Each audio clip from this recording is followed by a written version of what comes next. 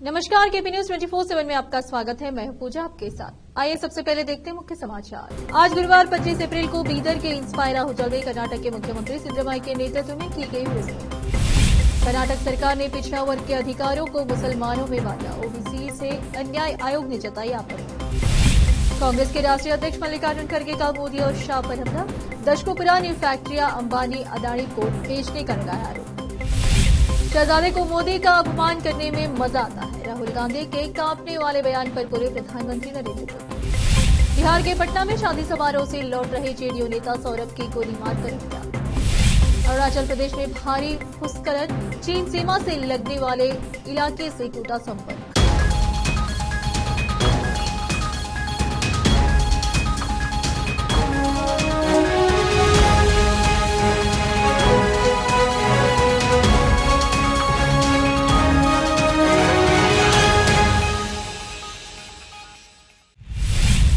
अब समाचार विस्तार से। आज गुरुवार 25 अप्रैल को बीदर के इंस्पायरा होटल में कर्नाटक के मुख्यमंत्री सिद्धरामैया के नेतृत्व में एक प्रेस मीट की गई। इस अवसर पर मुख्यमंत्री के अलावा कर्नाटक के cabinet minister for forest and ecology and Bidar incharge minister Ishwar Khandre, cabinet minister for municipal administration and Haj Rahim Khan के अलावा हुनाबाद के पूर्व विधायक राजशेखर पाटिल, अमृतराव चिमकुट, बीदर सीएमसी के चेयरमैन मोहम्मद गौस, एनएसयूआई के state general secretary Mohammad Firoz Khan के अलावा अन्य नेतागण उपस्थित थे। इस अवसर पर मीडिया को संबोधित करते हुए मुख्यमंत्री सिद्धरामैया ने हुबली में छात्रा की हत्या की निंदा की। केपी न्यूज के कैमरामैन पपुराज का कवरेज। ಕ್ಯಾಪಿಟಲ್ ಇಂಪ್ರಿಸನ್ಮೆಂಟ್ ಅಂತ ಘೋರ ಶಿಕ್ಷೆಯನ್ನು ಕೊಡಿಸ್ತಕ್ಕಂಥದ್ದಕ್ಕೆ ಪ್ರಯತ್ನ ಮಾಡಬೇಕು ಅಂತೇಳಿ ಪೊಲೀಸ್ನವರಿಗೆ ಮತ್ತು ಪಬ್ಲಿಕ್ ಪ್ರಾಸಿಕ್ಯೂಟರ್ಗೆ ಮಾತಾಡಿದೆ. ನಾನು ಅವರ ತಂದೆ ಜೊತೆಲೂ ಕೂಡ ಮಾತಾಡಿದೆ. ತಂದೆಯ ಜೊತೆ ಕೂಡ ಮಾತಾಡಿದ್ದೀನಿ, ಕೊಟ್ಟಿದ್ದೀನಿ. ಅವ್ರು ಯಾವುದಾದ್ರು ಒಂದು ಪ್ರಕರಣ CBI ಕೊಟ್ಟಿದ್ದಾರ?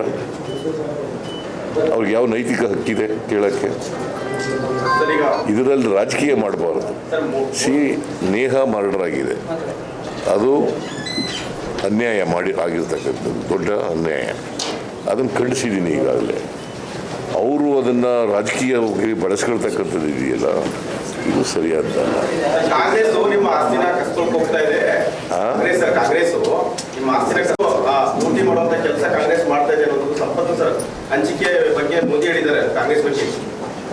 ಮೋದಿ ಹೇಳ್ತಾರೆ, ಮೋದಿ ಅವರು ಹೇಳಿರೋದನ್ನೆಲ್ಲ ಜಾರಿ ಮಾಡಿದಾರ? ಮೋದಿಯವರು 15 ಲಕ್ಷ ಕೊಡ್ತೀವಿ ಅಂದ್ರೆ ಮಾಡಿದ್ರ? ಎಲ್ಲರ ಅಕೌಂಟ್ಗೆ 2 ಕೋಟಿ ಉದ್ಯೋಗ ಸೃಷ್ಟಿ ಮಾಡ್ತೀವಿ ಅಂತಂದ್ರು ಮಾಡಿದ್ರ? ರೈತರ ಆದಾಯ ದುಪ್ಪಟ್ಟು ಮಾಡ್ತೀವಿ ಅಂತಂದ್ರು ಮಾಡಿದ್ರ? ರೂಪಾಯಿ ಮೌಲ್ಯ ಕಡಿಮೆ, ಅದನ್ನು ಜಾಸ್ತಿ ಮಾಡ್ತೀವಿ ಅಂತಂದ್ರು ಮಾಡಿದ್ರ? ಡಾಲರ್ಸ್ ಬೆಲೆ ಕಡಿಮೆ ಮಾಡ್ತೀವಿ ಅಂತಂದ್ರು ಮಾಡಿದ್ರ? ಅಗತ್ಯ ವಸ್ತುಗಳ ಬೆಲೆಗಳನ್ನೆಲ್ಲ ಇಳಿಸ್ತೀವಿ ಅಂತಂದ್ರು ಮಾಡಿದ್ರ?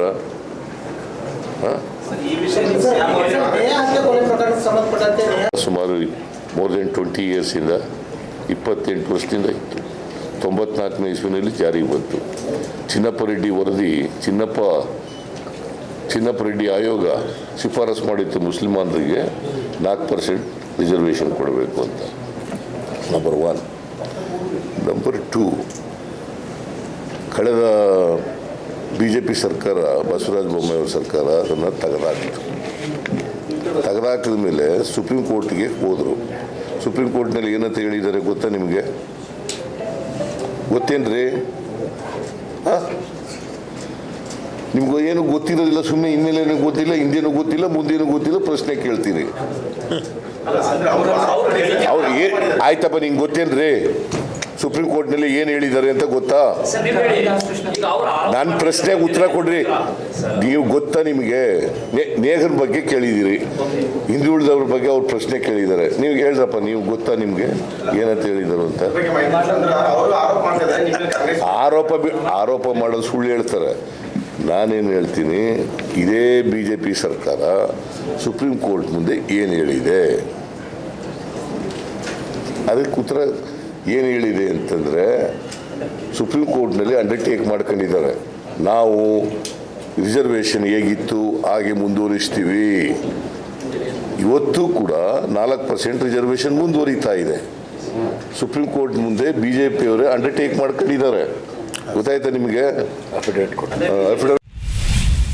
कर्नाटक के सभी मुस्लिमों को ओबीसी में शामिल करने पर राष्ट्रीय पिछड़ा वर्ग आयोग ने कहा है कि सभी मुस्लिमों को ओबीसी के दायरे में लाकर सरकारी नौकरियों व शैक्षिक संस्थानों में आरक्षण देने के कर्नाटक सरकार के फैसले के वास्तविक पिछड़ी जातियों के साथ अन्याय हुआ है। आयोग के अध्यक्ष हंसराज अहीर ने बुधवार को कहा कि राज्य सरकार ने मुसलमानों की सभी 37 जातियों को अल्पसंख्यक अन्य पिछड़ा वर्ग की नई श्रेणी बनाकर ओबीसी में शामिल कर पिछड़ा वर्ग के अधिकारों को मुसलमानों में बांट दिया है। आयोग का यह बयान प्रधानमंत्री नरेंद्र मोदी के उन आरोपों के संदर्भ में अहम है जिसमें पीएम ने कहा था कि कांग्रेस दलितों, आदिवासियों और पिछड़ों के आरक्षण में मुस्लिमों को हिस्सा देना चाहती है। लोकसभा चुनाव के रण में पक्ष और विपक्ष के बीच आरोप प्रत्यारोपों का दौर चल रहा है। इस बीच कांग्रेस अध्यक्ष मल्लिकार्जुन खड़गे ने कर्नाटक के कलबुर्गी से भाजपा पर तीखा हमला किया। खड़गे का कहना है कि पीएम नरेंद्र मोदी और गृह मंत्री अमित शाह राज्य द्वारा दशकों पहले स्थापित फैक्ट्रियों को अंबानी और अदानी को बेच रहे हैं। कांग्रेस अध्यक्ष ने प्रधानमंत्री को चुनौती देते हुए कहा कि अगर गांधी परिवार ने देश के धन को लूटा है तो प्रधानमंत्री इस परिवार को दोष देने के बजाय उसे लूटे हुए धन को वापस लाए। हालांकि 1989 से गांधी परिवार को कोई भी सदस्य प्रधानमंत्री, मुख्यमंत्री या कैबिनेट मंत्री नहीं रहा है। खड़गे ने पूछा, पीएम मोदी दावा करते हैं कि उन्होंने बड़े काम किए हैं। मेरा सवाल है कि आपने क्या काम? आप पूर्व प्रधानमंत्री जवाहरलाल नेहरू द्वारा स्थापित की गई फैक्ट्रियों को बेचने का काम कर रहे हैं। खड़गे ने कहा कि इस देश में मोदी और शाह के रूप में 2 विक्रेता और अंबानी और अदानी के रूप में 2 खरीदार। उन्होंने आरोप लगाया कि प्रधानमंत्री और गृह मंत्री देश के लोगों के लिए नहीं बल्कि अंबानी और अदानी के लिए काम कर रहे हैं और दोनों के नेता इन उद्योगपतियों को ताकतवर बनाना चाहते हैं।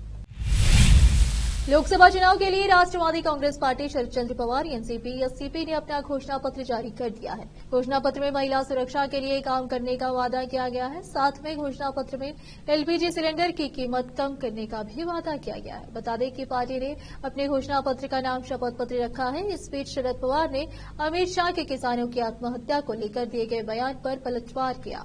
घोषणा पत्र को जारी करते हुए एससीपी नेता जयंत पाटिल ने कहा, हम आज अपना घोषणा पत्र जारी कर रहे हैं। घोषणा पत्र में जो मुद्दे शामिल हैं, हमारे नेता इन मुद्दों को संसद में उठाएंगे। हमारा घोषणा पत्र शपथ पत्र है। महंगाई बढ़ रही है, किसान परेशान है और बेरोजगारी चरम पर है। प्रधानमंत्री नरेंद्र मोदी ने गुरुवार 25 अप्रैल 2024 को कांग्रेस नेता राहुल गांधी के कांपने वाले बयान पर पलटवार किया। उन्होंने कहा कि राहुल गांधी को मेरा अपमान करने में मजा आता है। पीएम मोदी ने मध्य प्रदेश के मुरैना में कांग्रेस के पूर्व अध्यक्ष राहुल गांधी का नाम लिए बिना कहा, इन दिनों कांग्रेस के शहजादे को आए दिन मोदी का अपमान करने में मजा आ रहा है। वो कुछ भी बोलते जा रहे हैं। इससे कुछ लोग दुखी हैं कि देश के प्रधानमंत्री के लिए ऐसी भाषा का प्रयोग क्यों किया जा रहा है। मेरी सबसे विनती है कि कृपया करके आप दुखी मत होइए, गुस्सा मत कीजिए। आपको पता है कि वे नामदार हैं और हम कामदार हैं। उन्होंने आगे कहा, नामदार तो कामदार को सदियों से ऐसे ही गाली देते आए हैं। मेरी प्रार्थना है कि नामदारों को कुछ मत कहो। हम कामदार सहन करने के लिए पैदा हुए हैं। हम सहन भी करेंगे और मां भारती की सेवा भी करेंगे। अब फिलहाल लेते एक और छोटा सा ब्रेक। हिंदुस्तान के हर कोने में हम हैं मौजूद। 24 घंटे हालात पर गहरी नजर, खबरों से जुड़े चुपते सवालात और आपको दिखाता है धार्मिक, सामाजिक, राजनीतिक, लोकल और इंटरनेशनल न्यूज की सबसे बेहतर कवरेज जो आपको रखती है हर पल बाखबर। देश और दुनिया भर की खबर के लिए देखते रहें केपी न्यूज 24/7। देखते रहें केपी न्यूज 24/7। और फिलहाल एक छोटा सा ब्रेक के बाद आपका स्वागत है। आइए देखते हैं समाचार। 19 अप्रैल को लोकसभा चुनाव 2024 के पहले चरण के लिए वोटिंग 19 हो चुकी है। अब दूसरे चरण की वोटिंग होने वाली है। सभी पार्टी के नेता अपने शब्दों के बाण एक दूसरे के ऊपर चला रहे हैं। हाल ही में तेजस्वी यादव ने पीएम पर सीधा निशाना साधते हुए कहा, अगर पीएम मोदी ने मंगलसूत्र का महत्व समझा होता तो ऐसी बातें नहीं कही हों। जब नोट बंदी हुई तो इतने लोगों की जान चली गई।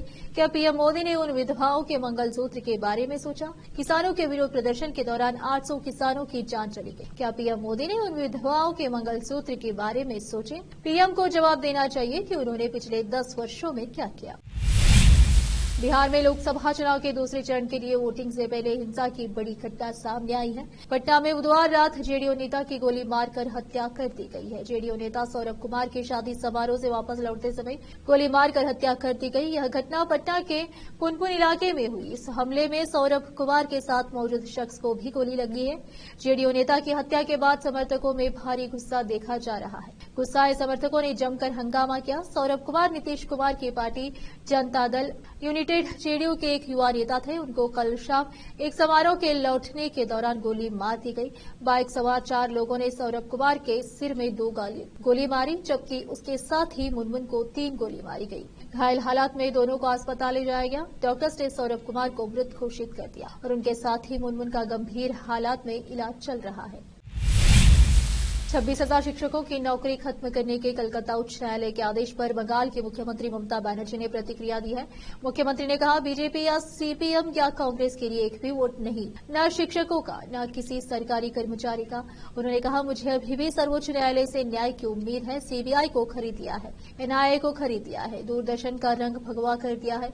वे केवल बात करेंगे। इस सप्ताह की शुरुआत में कलकत्ता उच्च न्यायालय ने सरकार प्रायोजित और सहायता प्राप्त स्कूलों के लिए 2016 की भर्ती प्रक्रिया को यह कहते हुए रद्द कर दिया कि कुछ उम्मीदवारों ने नौकरी पाने के लिए रिश्वत दी थी। शिक्षक भर्ती मामले में पूर्व शिक्षा मंत्री पार्थ चटर्जी समेत कई तृणमूल नेता और पूर्व अधिकारी जेल में हैं, लेकिन इस कदम ने एक ही झटके में 26,000 शिक्षकों को बेरोजगार कर दिया। उनसे 12% ब्याज के साथ अपना वेतन लौटाने को कहा गया।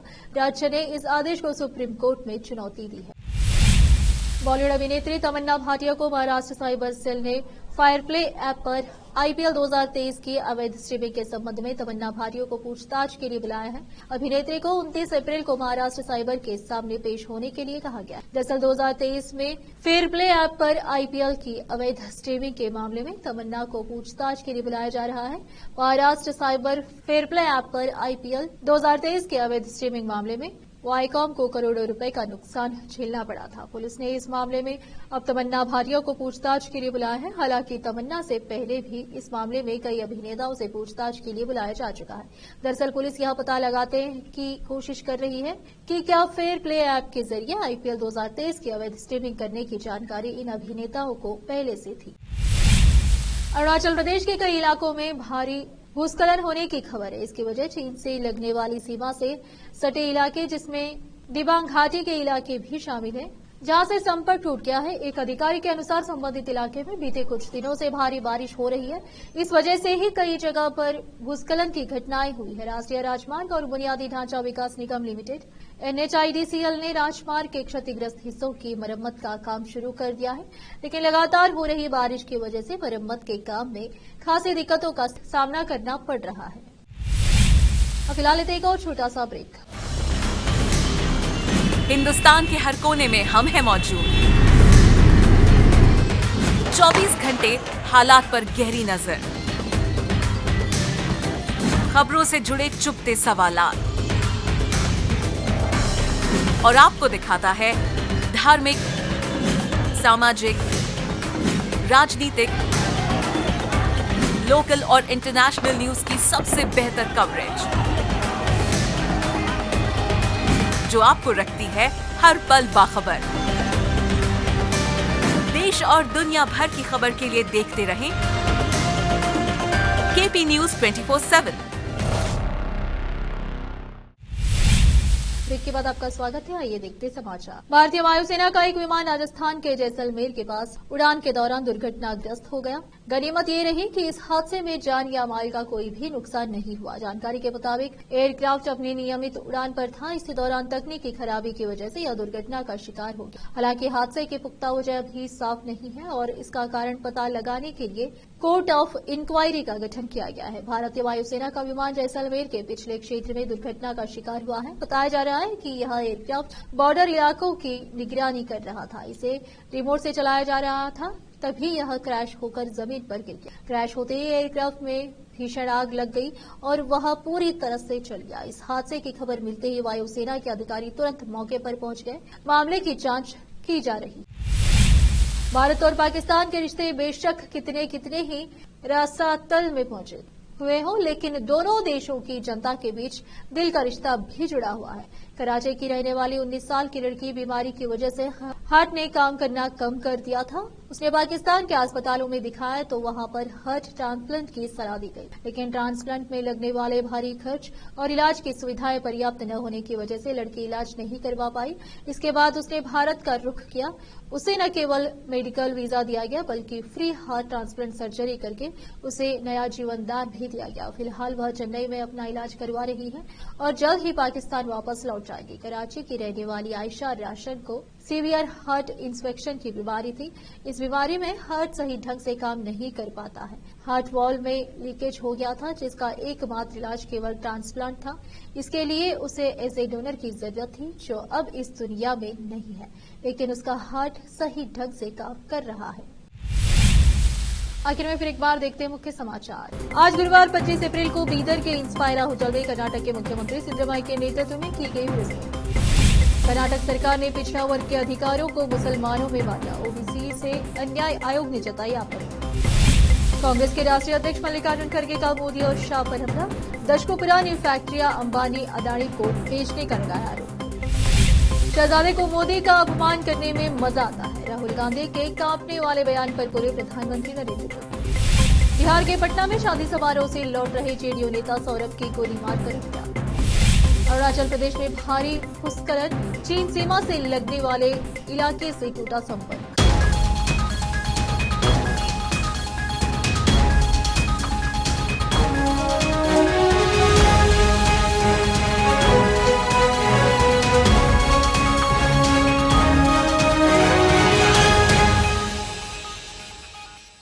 केपी न्यूज में इतना ही। देश और दुनिया की ताजा खबरों के लिए देखते रहिए आपका अपना चैनल केपी न्यूज 24/7। धन्यवाद।